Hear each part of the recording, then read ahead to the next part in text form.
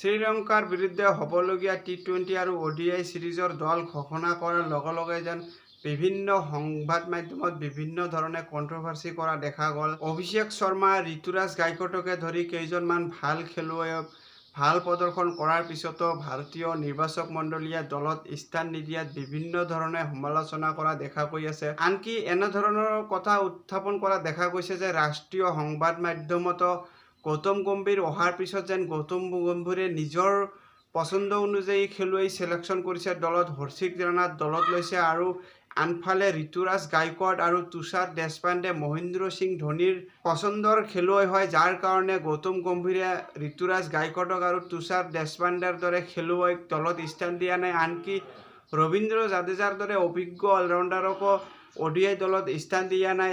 আৰু এইকেইজন খেলুৱৈক দলত স্থান নিদিয়াত যিহেতু নিৰ্বাচক মণ্ডলীয়ে কোনো ধৰণৰ প্ৰতিক্ৰিয়া দিয়া নাছিলে আৰু সেইটোকে লৈ ৰাষ্ট্ৰীয় সংবাদ মাধ্যমৰ দৰে ডাঙৰ চেনেলবোৰতো যি ধৰণে কণ্ট্ৰভাৰ্চি কৰি আছে সেয়া যেন দুখজনক। আৰু ৰাষ্ট্ৰীয় সংবাদ মাধ্যমতো যদি দেশৰ ক্ৰিকেট সংস্থাক লৈ এই ধৰণৰ বাতৰি প্ৰকাশ কৰে তেনেহ'লে যেন দেশৰ জনগণে কি ধৰণে দেশৰ ক্ৰিকেট উপভোগ কৰিব সেয়া দুখজনক কথা। কিছু সংবাদ তৈয়াৰ কৰাৰ আগতেই যেন ৰাষ্ট্ৰীয় চেনেলবোৰো কিছু চালি জাৰি চোৱাৰ পিছতহে বাতৰি প্ৰকাশ কৰিব লাগে। ভাৰতীয় দলত কেৱল এয়াই প্ৰথম নহয়, ইয়াৰ পূৰ্বেও বহুতো খেলুৱৈয়ে ভাল স্ক'ৰ কৰাৰ পিছতো দলত স্থান পোৱা নাই আৰু আগন্তুক সিৰিজত দলৰ পৰা বাহিৰ হ'বলগীয়া হৈছে।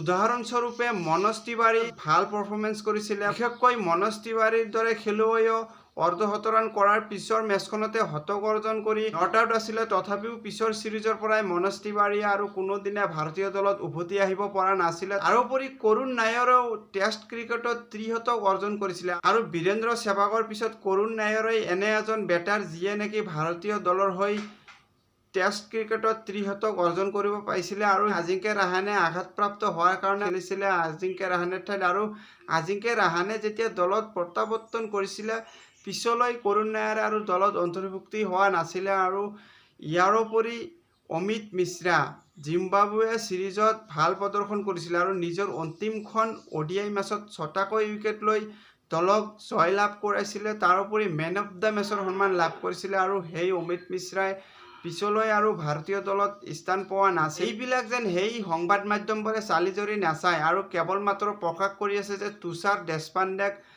মহেন্দ্ৰ সিং ধোনীৰ পছন্দৰ খেলুৱৈৰ কাৰণে স্থান দিয়া নাই। তাৰোপৰি ঋতুৰাজ গায়কোৱাডেও জিম্বাবুৱেৰ লগত টি-20 সিৰিজত ভাল প্ৰদৰ্শন কৰিছিল যদিও ঋতুৰাজ গায়কোৱাডক স্থান দিয়া নাই। ৰিয়ান পৰাগে কোনো ধৰণৰ প্ৰদৰ্শন কৰিব পৰা নাই, কিন্তু ৰিয়ান পৰাগক স্থান দিছে কাৰণ ঋতুৰাজ গায়কোৱাডে মহেন্দ্ৰ সিং ধোনীৰ পছন্দৰ খেলুৱৈ, যাৰ কাৰণে গৌতম গম্ভীৰে দলত স্থান দিয়া নাই। কিন্তু নিৰ্বাচক মণ্ডলীয়ে ৰিয়ান পৰাগক দলত স্থান দিছে।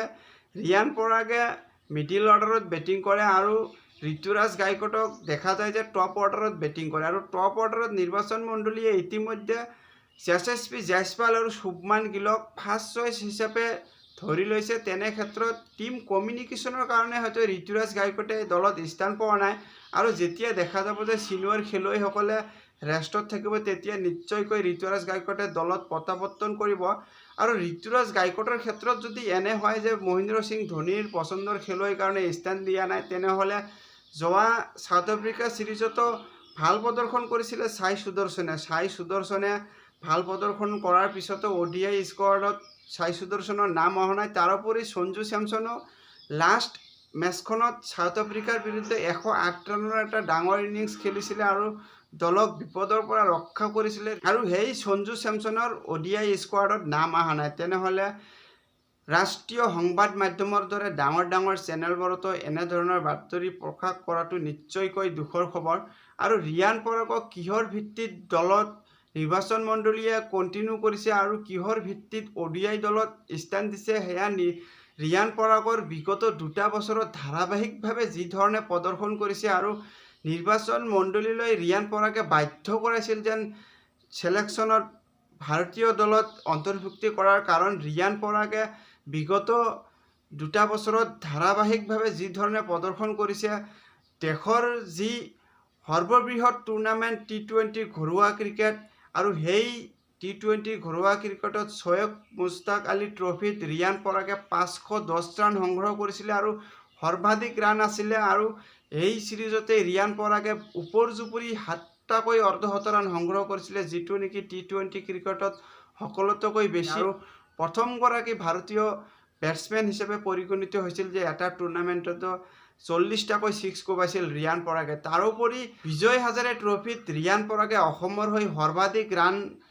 সংগ্ৰহ কৰিছিলে আৰু 552 ৰান সংগ্ৰহ কৰিছিলে ৰিয়ান পৰাগে। আৰু নিজৰ কান্ধত লৈ দলক যি ধৰণে আগুৱাই লৈ গৈছিল ৰিয়ান পৰাগে বাৰম্বাৰ প্ৰমাণ কৰি আছে ৰিয়ান পৰাগে। তাৰোপৰি দেওধাৰ ট্ৰফিতো 354 ৰান সংগ্ৰহ কৰিছিলে আৰু সকলোতকৈ অধিক আছিলে আৰু 354 ৰান কৰি ৰিয়ান পৰাগে প্লেয়াৰ অফ দ্য টুৰ্ণামেণ্ট হিচাপে বিবেচিত হৈছিল ৰিয়ান পৰাগে। আৰু তাৰোপৰি IPLত যি ধৰণে ওপৰ-জুপুৰি ধাৰাবাহিকভাৱে প্ৰদৰ্শন বজাই ৰাখি গৈছিল ৰিয়ান পৰাগে, সেয়া ক'বলৈ আৰু প্ৰয়োজন নাই। আৰু ৰিয়ান পৰাগে চলিত IPL ছিজনত প্ৰায় আধা ছিজন সৰ্বাধিক ৰান সংগ্ৰহকাৰী বেটাৰৰ তালিকাত আছিল আৰু ছিজনত 573 ৰান সংগ্ৰহ কৰিছিলে 2024 ছিজনৰ IPLত ৰিয়ান পৰাগে, যাৰ কাৰণে নিৰ্বাচন মণ্ডলীয়ে ৰিয়ান পৰাগক বাধ্য হৈ দলত স্থান দিছে।